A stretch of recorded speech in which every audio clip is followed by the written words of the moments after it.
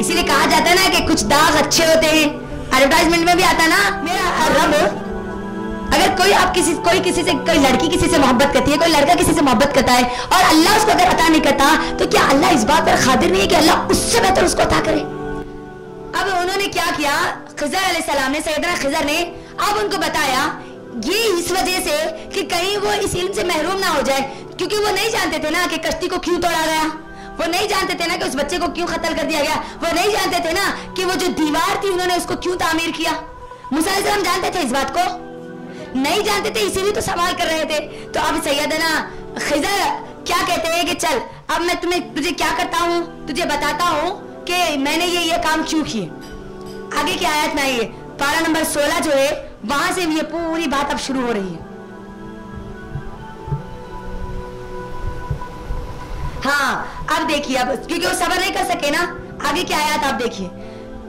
उन्होंने कहा, कौन? खिज़र ने, सैयदना खिज़र ने कहा कि मैंने वो जो कश्ती तोड़ी थी ना।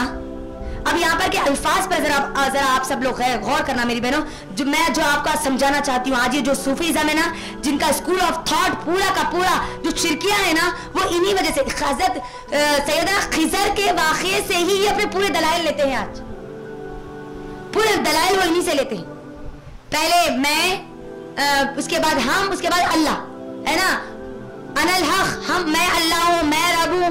ये जो कॉन्सेप्ट आया ना, वो खिज़र अलैहिस्सलाम के इसी जवाबात से वो लोग लेते हैं। तो मुझे आपको बड़ा गौर से इसको पढ़ना चाहिए, इसको देखना चाहिए। अब यहाँ पर हुआ क्या, जरा देखो, जो अल्फाज इस्तेमाल कर रहे हैं ना, वो अल्फाज की तरफ आना जरा। जो मैंने कश्ती को तोड़ा ना, ये कश्ती को तोड़ने की वजह क्या थी? मैंने, क्योंकि मैं इस बात का इल्म रखता हूं, उसके लिए जो लफ्ज इस्तेमाल हुआ, वो लफ्ज कौन सा है, जरा आप सब देखें। कुरान में देखे, वहां पर आप ढूंढ ले, या लिखना चाहती हो तो लिख ले। जब उन्होंने कश्ती वालों का वाकया बताया ना, तो वहां पर उन्होंने जिस लफ्ज का इस्तेमाल किया, फ़अरदतु, ये लफ्ज उन्होंने इस्तेमाल किया, फ़अरदतु। आप वो कश्ती वालों का जहां पर जवाब दे रहा, वहां पर आप देखिए, फ़अरदतु आया वहां पर लफ्ज, यानी मैंने, मुझे, यानी अल्लाह ने जो उनको इल्म अता किया था, उनके इल्म के मुताबिक उनको ये बात मालूम थी कि वो जो कश्ती थी वो किसकी थी? मिस्कीनों की थी, गरीब की थी, है ना। और उनको ये बात मालूम था, ये इस बात का इल्म था जो अल्लाह ने उनको अता किया था कि आगे एक बादशाह है जो क्या करता है, हर अच्छी सही सालिम कश्ती को हड़प लेता है, उस पर कब्जा कर लेता है।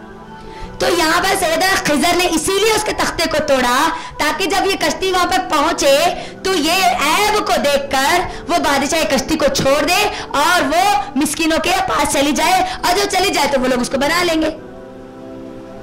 तो यहाँ पर एक बात है मेरी बहनों, गौर करो। अब यहाँ पर उन्होंने क्या किया, एक टाइम के लिए खैर का मामला किया ना, लेकिन इस बात को क्या वो जानते थे? मूसा अलैहिस्सलाम जानते थे?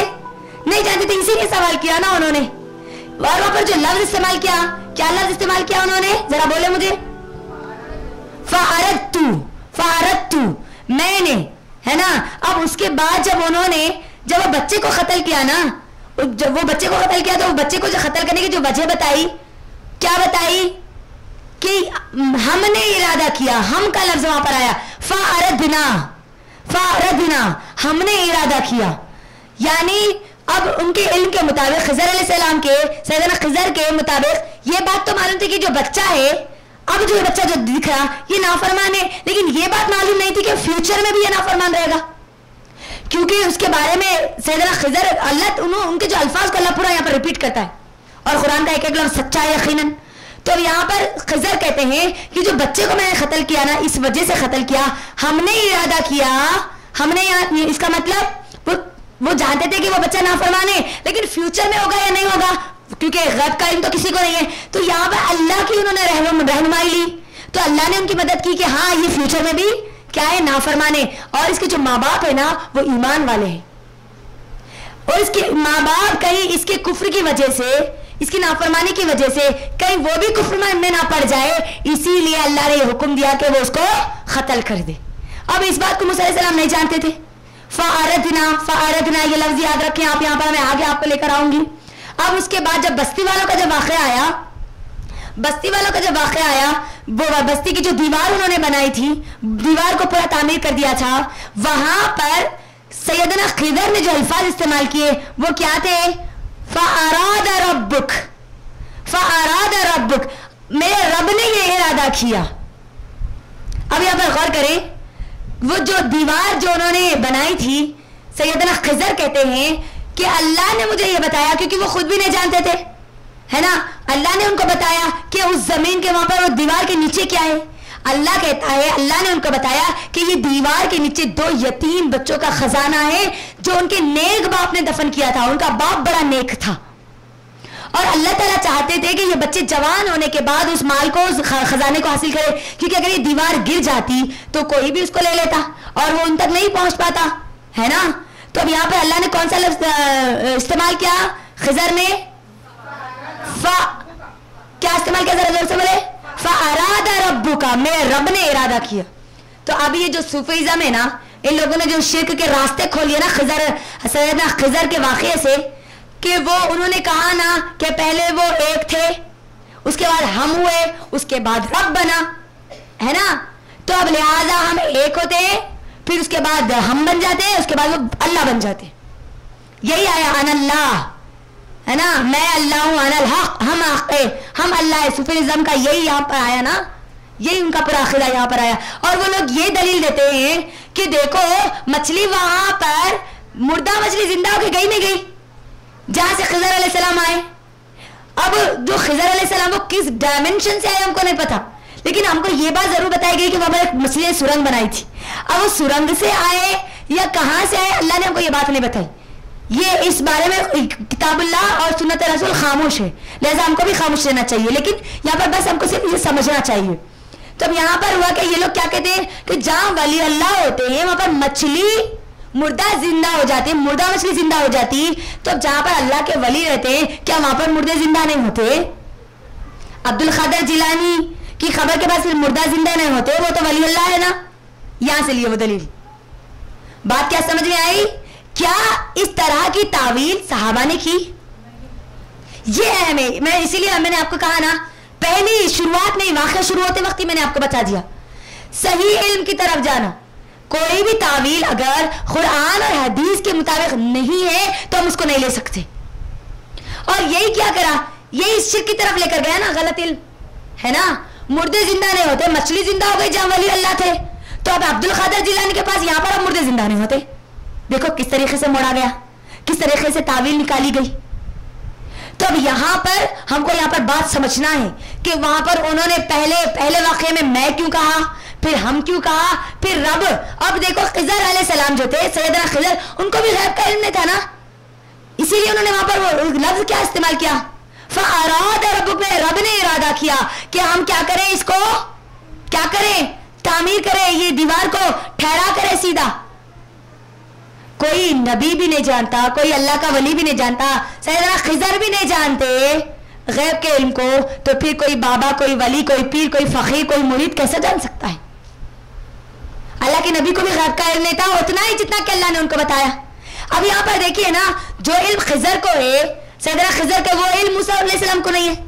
यानी अल्लाह ने जो चाहा अपने गैब में से इल्म सैयदना खिजर को अता किया, और जो चाहा इल्म अल्लाह ने मूसा अलैहिस्सलाम को अता किया। अल्लाह अपने अंबिया को या अल्लाह खिजर को उतना ही इल्म अल्लाह ने अता किया जितना कि अल्लाह चाहता है। इस वाक़े में जब वो लोग कश्ती में थे ना, मेरी बहनों, ये बात मैं बताना जरूरी समझती हूँ ताकि हमको पता चले कि अल्लाह का इल्म कितना है और हमारा इल्म कितना है। जब वो कश्ती में आई, तफसीर में आता है, लेकिन नबी सल्लल्लाहु अलैहि वसल्लम कहते हैं कि जब वो कश्ती में बैठ गए ना, और कश्ती में बैठने के बाद जब उन्होंने वो तख्ते को तोड़ दिया ना, तख्ते को तोड़ के जैसे उन्होंने दरिया समंदर में फेंका, फेंकने के बाद जो छींटे उछले ना, पानी के उछल के जो इनके ऊपर आए, सैयदना खिजर कहते हैं मूसा अलैहिस्सलाम को मुखातिब होकर, ऐ मूसा सुन, ये जितने छींटे हमारे ऊपर आए हैं ना, ये उतना ही इल्म है जितना कि अल्लाह ने मुझे और आपको दिया है। अब ये पूरा समंदर है, ये अल्लाह का इल्म है। एक और मिसाल, एक और रिवायत हमको ये मिलती है कि जब वो लोग कश्ती में बैठे हुए थे ना, जब तख्ता उन्होंने तोड़ दिया था, एक चिड़िया आई, एक चिड़िया आकर अपने चोंच में पानी लेती है, तो सैयदना खिजर मूसा अलैहिस्सलाम को ये बताते हुए कहते हैं कि ए मूसा देख, बताते हैं मूसा देख, ये चिड़िया ने अपने मुंह में जितना इल्म लिया है, जितना पानी लिया है ना, उतना इल्म मेरा और तेरा है, और बाकी का ये जितना समंदर है ना, ये अल्लाह का इल्म। अब उन लोगों के पास ये इल्म था मेरी बहनों, तो हम एक 4 दिन के क्लास अटेंड कर लेने के बाद क्या इस गुमान में रह सकते हैं कि हमारे पास इल्म आ गया? रह सकते? अब तो हमको और बढ़ जाना चाहिए अब यहाँ पर इल्म में, है ना? कैसे उन्होंने बताया ना कि उनको अल्लाह ने वो इल्म दिया था, अल्लाह पर, जो इल्म मूसा के पास भी नहीं था। तो एक अच्छा टीचर वो होता है। यहां से एक और बात ये भी मिलती है, जो अपने स्टूडेंट्स को प्रैक्टिकल करके कोई चीज बतलाता है। प्रैक्टिकल बताया ना उन्होंने, वहां पर सामने बताया ना। तो हमको भी यहाँ पर उस्ताद की एक निशानी ये भी है, टीचर की एक निशानी ये भी है। तो लिहाजा हमको देखना चाहिए कि अल्लाह का इल्म कितना है। अल्लाह ताला इसीलिए आयतुल कुर्सी में जब हम पढ़े ना, तो अल्लाह ताला ने क्या कहा? अल्लाह का इल्म है, सब पूरा का पूरा इल्म किसका है? अल्लाह का। अल्लाह जिसको चाहता है, जितना चाहता है अता करता है। यहीं पर ये देखिए आप, खिजर को अल्लाह ने कुछ इल्म अता किया तो मूसा को कुछ इल्म अता किया। तो अब यहां पर मुझे और आपको ये बात याद रखना है कि सही इल्म की तरफ मुझे और आपको जाना है। इल्म के फितने से मैं और आप अगर बचना चाहती है, दज्जाली फितनों में सबसे बड़ा फितना गलत इल्म का होगा, और कुरान और हदीस को तोड़ मोड़ कर पेश किया जाएगा। ये वो किताबों को नहीं, फलसफाना किताबों को नहीं, किसको किसको जरा बोलो? कुरान और हदीस को, अल्लाह की आयत को तोड़ मोड़ कर पेश किया जाएगा। देखो कैसा लिया उसका मतलब। सूफीज्म जितने हैं ना, ये पूरों का स्कूल ऑफ थॉट क्या है, उनकी पूरी थीम क्या है? यही तो है ना। पहले खिजर के साथ है, आज खिजर अलैहिस्सलाम को, सैयदना खिजर को जिंदा मानते हैं, बल्कि उनका अकीदा यह है कि वो उनसे जाके मुलाकात भी करते हैं। ये सूफीज्म का ये पूरा स्कूल ऑफ थॉट है, ये पूरा वो जिंदा है, हम उनसे जाके मुलाकात भी करते हैं। देखो इन्होंने जब, और ये बात ही, अब यहां पर एक और बात है मेरी बहनों जो मुझे आपको समझनी है। तरीकत और शरीयत, ये 2 अहम चीजें लिखिए आप उसको, ताकि आपको याद रहे, आप सही इल्म की तरफ आपको रहनुमाई हो। तरीकत वो ये कहते हैं कि जब खिजर ने जो काम किया था ना, सैयदना खिजर ने, मूसा अलैहिस्सलाम की नजर में क्या था? वो गलत काम दिख रहा था, नहीं दिख रहा था? कश्ती को तोड़ देना, वो बच्चे को मार देना, फिर वो लोगों को कुछ ना देते हुए भी इनके लिए कुछ कर देना, उनको लग रहा था नहीं लग रहा था? गलत लग रहा था ना। तो ये जो सूफी रहते ना, ये जो लोग हैं ना, ये लोग ये कहते हैं कि जब हमारे कोई वली कोई गलत काम करते, शराब पीते हैं, नाचते हैं, डांस करते हैं, गाते हैं, तो जिस तरह खिजर पे शरीयत फॉलो नहीं हुई ना, इन पे भी शरीयत फॉलो नहीं होती। अब मूसा ने जैसा उनको फॉलो किया ना, हमको भी क्या करना चाहिए? हमारे वलियों को क्या करना चाहिए? फॉलो करना चाहिए। देखो आप कैसा लेके आए, बात आ रही है आपको समझ में? इसीलिए बोला जाता है ना, अगर कोई वली शराब भी पीता है, आपको नहीं मालूम क्यों पी रहे हो, आपको सिर्फ उनके मुरीद बनना है। और हमारे बेवकूफ मुसलमान जो सही कुरान और हदीस का इल्म नहीं रखते, वो तो क्या करते हैं, उसके अंदर चले जाते हैं। देखो कैसे उन्होंने किस चीज से क्या चीज की तावील ली। सहाबा ने ऐसी तावील नहीं ली। फिर कहीं हमको पूरी कुरान और हदीस में कहीं हमको नहीं मिलता कि सहाबा ने ऐसा कहा था। सहाबा ने नबी सल्लल्लाहु अलैहि वसल्लम से सवाल भी किया, सवाल तो दूर की बात, क्योंकि उनको मालूम था, इस बात को जानते थे। जब अल्लाह ने बता दिया, जितना अल्लाह ने बता दिया, मुझे आपको क्या करना है? उतना ही इल्म हासिल करना है ना। आगे हद से ज्यादा हमको आगे नहीं बढ़ना है ना। बेकार की इल्म की तरफ, बेकार की तावीला हमको नहीं निकालना है ना। तो यहां से अब क्या बात समझ में आई? ये लोग जो कहते हैं ना तरीकत और शरीयत, हमारे उलमा पर, हमारे वलियों पर शरीयत क्यों फॉलो नहीं होती, वो इसी से दलील लेते हैं। हमको मालूम होना चाहिए। अगर हमको मालूम नहीं होगा ना, अब देखो यहाँ पर एक और भी बात समझाने के, उन लोगों को जवाब देने के लिए एक और बात भी है मेरी बहनों। खिजर अलैहिस्सलाम की गवाही कौन दिए थे? उनको जो इल्म अल्लाह ने दिया था, वो बच्चे को मारे या तख्ता वो तोड़े कश्ती का, या वो बस्ती में जाके जो दीवार बनाए, उनकी गवाही किसने दी? अब ये वलियों की गवाही कौन दे सकते, मुझे बताओ? क्या इन लोगों की गवाही कुरान में है? अल्लाह ने वहां पर सैयदना खिजर का नाम लेकर अल्लाह ने गवाही दी कि अल्लाह ने उनको खास इल्म अता किया था।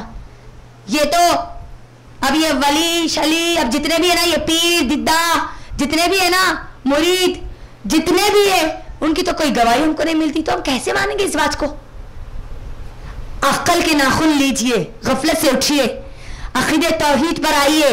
किस तरीके से दज्जाली फितनों में मेरे और आपके अकीदे को बिगाड़ा जाएगा, शिर्क को तौहीद बनाकर पेश किया जाएगा, बिदअत को सुन्नत बना दिया जाएगा, है ना। आयता करीमा पढ़े ना अच्छा काम कर रहे ना, जिसके अंदर क्या बुरा काम है, ये बोलते नहीं। नेकी का काम कुरान के आयतें पढ़ना भी ऐसा गुनाह मिलता कि उससे, बोलते नहीं। कुरान की आयत पढ़ रहे आयत करीमा में ला इलाहा इल्ला अंता सुब्हानका इन्नी कुन्तु मिनज़ ज़ालिमीन, अब कुरान की आयत पढ़ना भी क्या बोलते गुनाह है की, बोलते नहीं लोग। अरे ये कैसे लोग आए, देखो देखो ये कैसे लोग आए, कुरान की आयत पढ़े भी तो गुनाह मिलता कहते हैं हमको। अब ऐसे लोगों को जवाब क्या देना, बोलो, देखेंगे जरा कौन जवाब देते। कुरान की आयत भी मुझे और आपको वैसे ही पढ़ना है जैसे अल्लाह ने मुझे और आपको पढ़ने का हुक्म दिया। मनमानी चाहे जहां चाहे हम नहीं पढ़ सकते ना, कुरान की आयतों को जाके बाथरूम में पढ़ सकते। अब मुझे और आपको ये जो कुरान की आयतों को लेकर हम खुद पढ़ सकते हैं, पूरे खानदान के पूरे लोगों को, हाँ किराए के लोगों को लाके हम नहीं पढ़ा सकते, ये तरीका गलत है। सही तरीका भी क्या हो जा रहा है, गलत हो जा रहा ना। तब यहाँ पर जब बोला जाता है कि अम्मा ये गलत तरीका है, तो क्या बोला जाता है उल्टा पलटा के, अरे देखो इन्होंने तो सही बात को भी गलत ही बोलता, अब इनकी बात इसने सुना, आ गया ना शैतान, गलत इल्म, दज्जाली फितना आ गया ना। कैसे बचेंगे फिर हम, सही इल्म के जरिए बचेंगे, कुरान को उस तरीके से समझकर बचेंगे जिस तरीके से सहाबा ने समझा और हमको समझाया। ये बड़ी अहम चीज है। अब ये असल मकसद था मुझे और आपको ये पूरे वाक़े में बताना कि याद रखना क़यामत के करीब जब दज्जाली फितने आएंगे तो तुमको असल इल्म से हटा दिया जाएगा। ये फितने क्या करेंगे, कुरान का नाम लेंगे, हदीस का नाम लेंगे, नबी का नाम लेंगे, अल्लाह का नाम लेंगे, लेकिन क्या करेंगे, ऐसा गुमराह कर देंगे कि गोया अब तुमको सही इल्म हो ही ना। अब ये तो यहां पर ये बात समझ में आ गई। अब जो खिजर थे, सैयदना खिजर, अब सैयदना खिजर कौन है मेरी बहनों, ये जो वाकया है ना, इसके अंदर मुझे और आपको बड़ा गौर से ये बात समझने की जरूरत है। अल्लाह की मसलिहतों को अल्लाह ही जाने, ये बात अभी याद रखना है यहाँ पर। और ये 3 वाक़े से मुझे और आपको क्या सबक मिलता है वो भी इंशाल्लाह रखकर मैं अपनी बात को मुकम्मल करूंगी। अल्लाह की मशीयत को कौन जाने, जोर से बोले जरा, अल्लाह ही जाने। अब यहां पर देखो मेरी बहनों, जो मछली ने सुरंग बनाया था वो क्या था मालूम है हमको, अल्लाह ही जाने, अल्लाह ही जानता है। अब खिजर अलैहिस्सलाम वो सुरंग से चल के आए या अल्लाह ने उनको जो भेजा था कहां से भेजा था हमको नहीं मालूम, अल्लाह ही जाने, है ना। अल्लाह की मशीयत को अल्लाह ही जाने। अब ये बहुत इंपॉर्टेंट चीज है। अब यहां पर एक और बात, अल्लाह ने यहां पर खिजर अलैहिस्सलाम के बारे में वाज़ेह नहीं किया कि ये कौन थे, ये नबी थे या ये वली थे, कहीं आया नहीं आया। अब्द का लफ्ज इस्तेमाल हुआ और अब्द का लफ्ज फरिश्तों के लिए भी इस्तेमाल होता है। तो अगर हम तफसीर इब्न कसीर और तहसीरुल कुरान का अगर हम मुताला करेंगे ना मेरी बहनों, तो उलमा ने बड़े बेहतरीन तरीके से हमको ये बात बताई है कि खिजर अलैहिस्सलाम ना तो नबी थे ना तो वली थे, ना नबी थे ना वली थे, बल्कि उनके अंदर जो सिफात थी ना वो फरिश्तों की सिफात थी। वो साबित करते हैं। अब मेरे पास इतना वक्त नहीं है कि मैं आपको पूरे दलाइल दूं, आपके लिए होमवर्क है कि आप जाकर देखें वो किस तरीके से उलमा किराम ने यह बात बताई है कि वो उनके अंदर पूरे फरिश्तों की सिफात है। अब जो अब्द का लफ्ज इस्तेमाल हुआ, अब्द का लफ्ज अल्लाह ने सूरह अल इमरान में किसके लिए इस्तेमाल किया, फरिश्तों के लिए भी इस्तेमाल किया। अब अल्लाह ने के लिए रजुल का लफ्ज इस्तेमाल किया, आदमी का लफ्ज इस्तेमाल किया। तो हम सब जानते हैं कि फरिश्ते जब भी इंसानी शक्ल लेते तो किसकी शक्ल में आते, आदमियों की शक्ल में आते, औरतों की शक्ल में तो नहीं आते। तो अब जो खिजर थे, सैयदना जो खिजर थे वो फरिश्ते थे या वो कौन थे, वल्लाहु आलम। तमाम के तमाम मुफस्सिरीन यही बात कहते हैं। इस बात को कहने के बाद वल्लाहु आलम, अल्लाह बेहतर जानता है, अल्लाह बेहतर जानता है। तो मुझे और आपको भी ये बात याद रखनी चाहिए। हम उनको डायरेक्ट नबी नहीं बोल सकते, डायरेक्ट वली भी नहीं बोल सकते, और हम पूरा ये भी दावा नहीं कर सकते कि ये एक इंसान थे, इंसानी शक्ल में आए, ये हो सकता है फरिश्ते को अल्लाह ने भेजा, ये हो सकता है, क्योंकि उनके अंदर वो सिफात हमको मिलती है। आप जाकर उसके ये जो मैं आपको बता रही हूँ ना, तफसीर इब्न कसीर और तहसीरुल कुरान, आप इसका जरूर मुताला करें, आपको मालूम हो जाएगा। तो ये बात यहाँ पर क्लियर हो गई कि अल्लाह की मशीयत को कौन जाने, अल्लाह ही जाने, अल्लाह ही जानता है। तो अब यहाँ पर जो 3 वाकयात थे उनसे मुझे आपको सबक क्या लेना है। सबसे पहला वाकया, अल्लाह ने एक बड़े नुकसान से बचाने के लिए उनका छोटा नुकसान किया। आप सुनो पहले, यहाँ पर एक बड़े नुकसान से बचाने के लिए उसके अंदर नुक्स कर दिया ना। हाँ, तो हमारे अंदर अगर कोई ऐब है, ऐबदार बनाया ना अल्लाह ने उस कश्ती को, पूरी कश्ती को डुबाने से बेहतर अल्लाह ने क्या किया, पूरी कश्ती खत्म होने से बेहतर अल्लाह ने क्या किया, उसके अंदर एक ऐब डाला ताकि उस कश्ती को बचाया जाए। तो अब यह बात यहां ये समझनी कि मुझे और आपको कि अगर मेरे और आपके अंदर कोई ऐब है तो वो मेरे और आपके लिए खैर है। मेरे और आपके साथ अगर कोई नुकसान होता है तो वो अल्लाह की तरफ से मेरे और आपके लिए खैर है। इसीलिए कहा जाता है ना कि कुछ दाग अच्छे होते हैं, एडवर्टाइजमेंट में भी आता ना, हाँ यकीनन कुछ ऐब हमारे लिए हमारे फायदेमंद होते हैं। और मैं एक शेख का लेक्चर सुन रही थी जो ये आयत को बता रहे थे।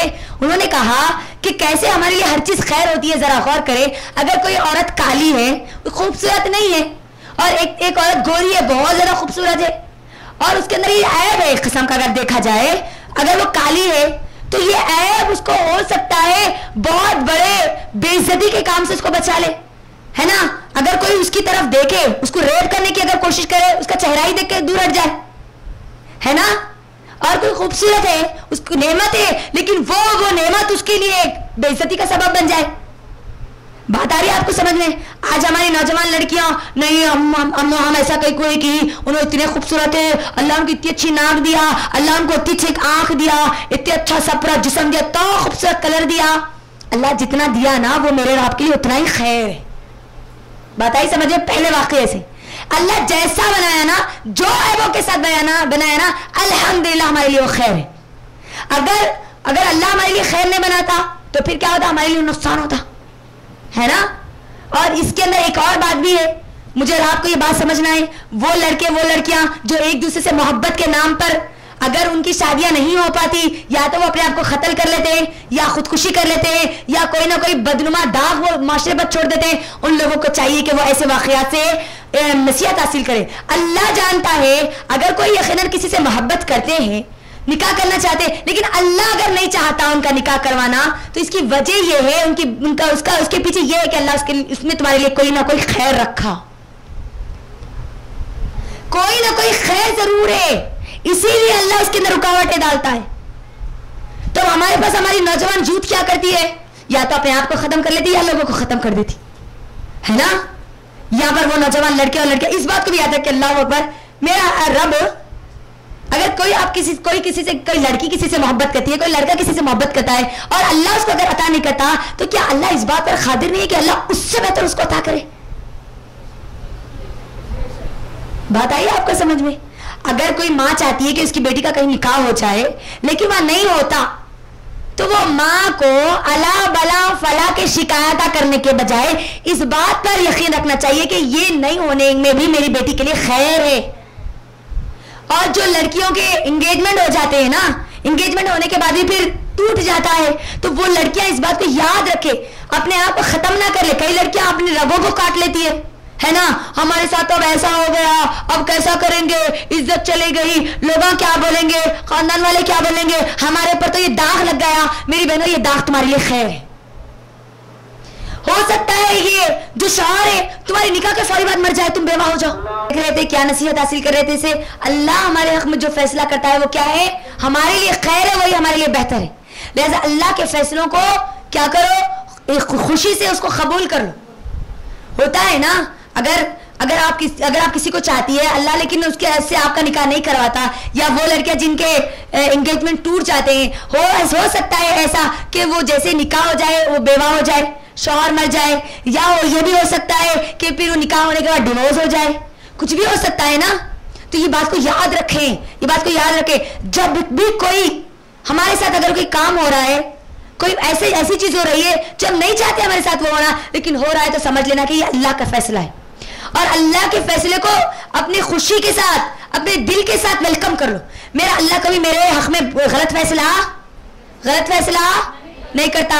क्या अल्लाह ने वो कश्ती वालों के हक में गलत फैसला किया, उसको दाग देकर? नहीं किया। अल्लाह ने उसके लिए और खैर का फैसला किया। एक छोटा नुकसान बचा लिया उनको बड़े नुकसान से। तो ये बात याद रखे हमेशा, ये वाकये से जो मुझे और आपको नसीहत मिलती है। दूसरे वाकये से क्या बात नसीहत मिलती है? वो औलाद, बहुत सारे लोगों की औलादों का इंतकाल हो जाता है ना। अब जब औलाद का इंतकाल हो जाता है तो वो इस रंज में पूरी जिंदगी गुजार देते हैं कि हमारे साथ ऐसा क्यों हुआ, हमारी औलादों का इंतकाल क्यों हुआ। मेरी 4 बेटियां थी, एक ही बेटा था, वो एक बेटे को भी अल्लाह उठा लिया। क्या अल्लाह को हमारे पर इतना भी रहम नहीं आया कि 4 बेटियां दे दिया, एक बेटा दिया था वो भी ले लिया? हो सकता है वो बेटा आपको अल्लाह की नाफरमानी करने पर मजबूर करे, और आप अगर नेक हो तो अल्लाह आपको बचाने के लिए वो औलाद को अपने पास बुला लिया। वैसे ही ना दूसरे वाक़े में जो हमको मिला, उसके माँ बाप नेक थे ना, वो बच्चे के माँ बाप नेक थे, अल्लाह उसके बदले उनको, वो आयत में अल्लाह ने ये भी कहा कि अल्लाह उसके बदले एक नेक औलाद अल्लाह उनको अता करेगा। यानी नाफरमान अगर कोई किसी की औलाद इंतकाल हो जाती है तो इस बात का रंज ना करे, मेरे हक में ऐसा क्यों हो गया होगा, मैं जैसी हूं कि मेरे साथ ही जैसा होता, नहीं, अल्लाह का फैसला है, कबूल करिए उसको। और नबी सल्लल्लाहु अलैहि वसल्लम की हदीस भी है ना कि जिन बच्चों का इंतकाल हो जाता है, जब वो पैदा होने के बाद अगर इंतकाल हो जाता है तो वो बच्चे अपने माँ बाप को जन्नत में ले जाने का जरिया बनते। वो बच्चे कहते हैं अल्लाह को कि अल्लाह दुनिया में तू मुझे उनके साथ नहीं रखा ना, अल्लाह दुनिया में तो उनको उनके साथ नहीं रखा। जो नेक औलाद होती है अगर उनका इंतकाल भी हो जाता है तो बच्चे क्या कहते हैं, अल्लाह दुनिया में तो हमको साथ नहीं रखा ना, अल्लाह अब तो हमको जन्नत में उनको हमारे साथ रख। क्योंकि वो बच्चे, नाबालिग बच्चे कहाँ जाते हैं, जन्नत के खादिम है ना, बोला गया ना। तो वो माँ बाप को तो और खुश हो जाना चाहिए कि ये बच्चे जो जिनका इंतकाल हो गया वो बच्चे को कहाँ ले जाने वाले हैं, अल्लाह के सामने इसरार करेंगे वो बच्चे, और अल्लाह ताला उनकी इसरार को जरूर कबूल करेगा और उनको जन्नत में लेकर जाएगा। तो अब देखो हमारे लिए कोई फैसला शर का जरिया बना नहीं बनाना, तो अल्लाह के फैसलों पर मुतमईन हो जाइए। और जब कभी कोई भी चीज हमारे साथ, अगर हमारा कोई नुकसान हो, अगर हमको कोई बीमारी भी आए, कोई बहुत बड़ा भी नुकसान हो जाए, हमारी औलाद का भी अगर इंतकाल हो जाए, कोई दाग हमारे ऊपर लग जाए, ये बात पर राजी हो जाओ कि अल्हम्दुलिल्लाह मेरा रब जो है ना वो मेरे हक में गलत फैसला नहीं करता। अल्लाह सबको दे रहा, मुझे क्यों नहीं दे रहा, क्योंकि मेरे लिए उसमें शायद खैर है। सबके शादियां हो रहे हैं, मेरी बच्ची की शादी क्यों नहीं हो रही, अल्लाह ने उसके अंदर खैर रखा, जब अल्लाह ने चाहा तब हो जाएगा। हमारे साथ क्यों हो रहा, आई सच क्यों हो रहा, वही सच क्यों हो रहा। अब हम ये बात नहीं बोलना, क्योंकि यहां पर मुझे और आपको बोल दिया गया, क्या बोल दिया गया, अल्लाह के फैसलों पर मुतमईन हो जाओ। और मोमिन क्या करता है, अपने दिल को अल्लाह का फैसला आने के बाद मुतमईन कर लेता। अब वहां आगे नहीं बढ़ता हूं। ये दूसरा लेसन, तीसरा लेसन बड़ा अहम लेसन है मेरी बहन, बड़ा अहम है। वहां पर अल्लाह ने वो दीवार की हिफाजत क्यों की, अच्छा वो यतीम बच्चों के बाप की क्या खासियत बताई अल्लाह ने, वो नेक था, बाप इस दुनिया से चला गया, लेकिन अगर वो नेक था, वो नेक है, तो अल्लाह उन बच्चों का जिम्मा बन जाता है, अल्लाह जिम्मा ले लेता है उन बच्चों का। नेकी इतनी अहम है अल्लाह के नजदीक कि हम चाहे दुनिया से चले भी जाए, अल्लाह हमारी औलाद की हिफाजत करेगा, अल्लाह उनको अता करेगा, अल्लाह उनको खिलाएगा, अल्लाह उनको पिलाएगा। अब शुरू कर दीजिए नेकियां करना, यहां से छोड़ दीजिए, अब दुनिया की तमाम के तमाम टेंशनों को छोड़ दीजिए, नेकी करना शुरू कर दीजिए। क्योंकि जो नेक लोग रहते हैं उनका जिम्मा कौन ले लेते, अल्लाह ताला ले लेते ना। अब मुझे और आपको भी अगर अपने आप को अल्लाह के जिम्मे डालना है तो क्या करना, नेकियों में आगे निकल जाना, नेकी करते चले जाना कि हम अपना, अल्लाह हमको अपने आप मुकम्मल तौर पर उसके जिम्मे ले ले। अब हमारा खिलाना, हमारा पिलाना, हमारी औलाद को पालना, किसी को भी हो, नेक वालिदैन खास तौर पर, क्योंकि वालिदैन अपने बच्चों को चाहते हैं ना कि सुकून मिले, इसीलिए तो पूरी दौलत जमा करते ना, जायदाद पूरी जिंदगी खपा देते नहीं जायदाद को जमा करने में, लेकिन नेकियां नहीं करते। अल्लाह करे तो अगर तुमको कमाना है तो कमाओ, जायदाद रखना रखो, लेकिन नेकी के साथ, नेक काम करते हुए, अल्लाह को मत भूलो। इसे हम पहले भी वाकया यही देखे ना, दीन को कॉम्प्रोमाइज करके नहीं, दुनिया कमाओ, अल्लाह तुम्हारा मना नहीं कर रहा, खाने से, खिलाने से, कमाने से, हाँ लोगों को देने से अल्लाह मना नहीं करता, लेकिन दीन को कॉम्प्रोमाइज करके नहीं, नेकी करके तुम नेकी करो, दौलत भी कमाओ, हलाल तरीके से कमाओ, और अल्लाह उसकी हिफाजत करेगा। अगर आप तुम हलाल तरीके से कमाओगे, अल्लाह तुम्हारी औलाद तक सही तरीके से पहुंचाएगा। और अगर उसकी हिफाजत के लिए अगर जरूरत पड़े तो अल्लाह देखो अंबिया को भी भेजा, मूसा अलैहिस्सलाम को भेजा नहीं, वहां पर खिजर अलैहिस्सलाम को, सैयदना खिजर को भेजा ना, अल्लाह अपने बंदों को भेजता, अल्लाह अपने फरिश्तों को भी भेजता है उस माल की हिफाजत के लिए। अगर हम वो नेकी के जरिए कमाए होंगे तो नेकी में बढ़ जाओ, आगे नेकी में तैयार हो जाओ, खूब नेकियां करने के लिए, क्योंकि अल्लाह ताला खदरदान है। मैंने पहले भी ये बात कही थी, ये लफ्ज को याद रखे, मेरा और आपका रब खदरदान है, खदर करने वाला है, वो अपने बंदों की नेकियों को बजाय करने वाला। अल्लाह एक यहूदन औरत, जानी औरत जो थी, उसकी नेकी को अल्लाह ने बर्बाद नहीं किया, तो क्या अल्लाह मेरे और आपके कुरान पढ़ने, पढ़ाने, समझाने, क्या इस नेकी को अल्लाह बर्बाद करेगा? करेगा? हरगिज भी नहीं करेगा। अल्लाह ने कुत्ते को पानी पिलाई ना, वो औरत खाली कुत्ते को पानी पिलाई, अल्लाह उसको जन्नत में डाल दिया नहीं, उसको माफ करके जन्नत में डाल दिया ना। तो क्या मैं और आप कुरान को समझ के लोगों को समझाने वाले बनेंगे तो क्या अल्लाह को जाय करेगा? क्या अल्लाह को जलील करेगा? ये दुनिया की जिल्लत कब तक है? लोग आप बोलते, जो बोलते लोगों को बोलने दो, लेकिन वहां पर हमने देखा ना कि अल्लाह के कुछ खास बंदे, सिफारिश में हमने देखा ना, अल्लाह के कुछ खास बंदे जो दुनिया में तो गुमनाम होंगे, काम करेंगे, अल्लाह के दिन का काम करेंगे, नेकी को करेंगे, रातों में उठ उठ के अल्लाह को पुकारेंगे, उनकी जिंदगी में कभी अल्लाह माइनस नहीं होता, हमेशा अल्लाह प्लस होता है। तो उन लोगों को तो अल्लाह वहां उठाएगा ना, वहां उनको बोलेगा मेरे बंदे, मेरे बंदे। ये नेकी करने वाले बंदे ये अल्लाह की रजा के लिए करते। तो क्या हम नहीं चाहते कि हम हमेशा नेकी करके कल वहां पर अल्लाह हमारा नाम लेकर पुकारे, कहां है मेरे बंदे, मेरे बंदे? क्या हम नहीं चाहते कि वो मेरे बंदे में हमेशा शामिल हो जाए? चाहते नहीं चाहते? चाहते। तो हम करना क्या? हर वक्त नेकी का सोच हमारे दिमागों में ना, गुनाह। और जब बंदा नेकी की तरफ आगे बढ़ता ना, अल्लाह ताला गुनाहों से उसको दूर कर देता। और जब गुनाह पे गुनाह करते जाता ना, तो बंदा नेकियों से दूर हो जाता। अब आपके हाथ में, इसीलिए हमने सूरह कहफ में देखा ना, चॉइस आपके हाथ में, या तो ईमान लाए या तो कुफ्र करे। चॉइस अब आपके हाथ में। अगर नेकी करोगे तो ये पूरे फायदे होंगे, अगर नहीं तो फिर ये पूरा नुकसान होगा। दो भी अल्लाह ने बचा दिया हमको, और मेरा अल्लाह वो, अल्लाह की रहमत, अल्लाह दोनों भी चीजें हमको बतला दी।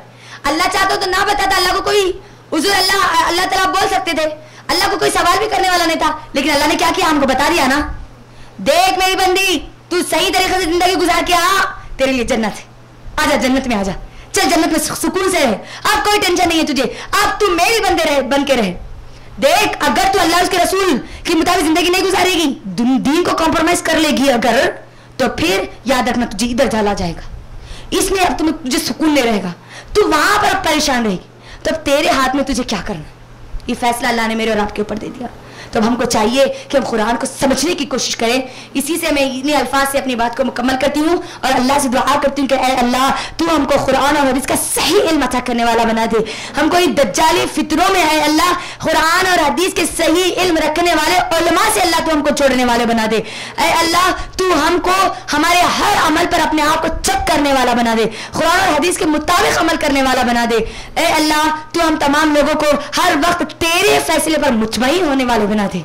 अल्लाह, तो हमको हर वक्त खूब खूब खूब ऐसी नेकियां जो तुझे राजी कर ले अल्लाह, ऐसी नेकियां करने वाले बना दे। इसलिए नबी सल्लल्लाहु अलैहि वसल्लम की वो दुआ जो मैंने शुरुआत में की थी, अल्लाहुम्मा इन्नी अस्अलुका इल्मन नाफिया व रिज़्क़न तय्यिबा व अमलन मुतक़ब्बला। ऐ अल्लाह, मैं तुझसे सवाल करती हूँ नफा बख्श इल्म की, हलाल रिज़्क़ की, और उन अमाल की जो वो अमाल जिसको तू कबूल कर ले। व आखिरु दावाना अनिल हम्दुलिल्लाहि रब्बिल आलमीन। अस्सलामु अलैकुम व रहमतुल्लाहि व बरकातुहू।